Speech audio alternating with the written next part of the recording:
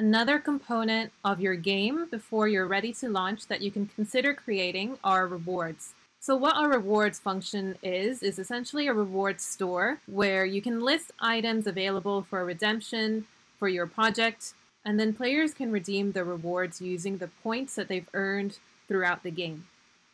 So we can access the reward store via the project tools, and then go to Reward Manager under User Management Awardables, and then start creating a new reward. So for this particular reward, it's going to be a voucher for free coffee at their local coffee store. So you can see that you can create the image, name, and description. So let me just do that now.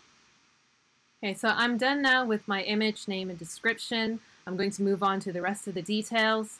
So the first thing is reward category. So this is optional.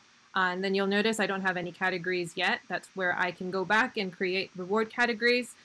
So reward categories are good for if you have lots of rewards available for redemption, such as dozens or hundreds of rewards, in which case they can filter by category very quickly on your platform. Okay, so now we'll move on to reward quantity. So if you have an unlimited quantity of your reward, then you can leave this blank. In my case, I only have 100 coffee vouchers for redemption, and then mine are worth, let's say, 50 points each.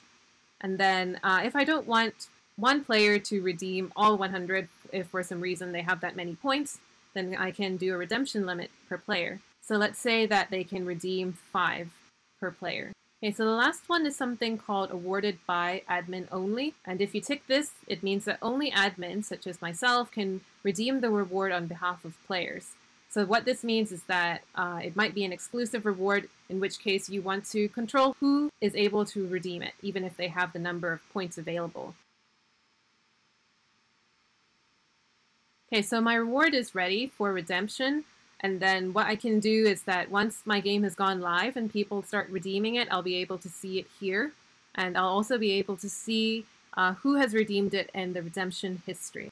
And that's where I can keep track of which players I've already given the free coffee vouchers to and which ones have redeemed it, but I haven't gotten in touch with them yet to give them the free coffee voucher.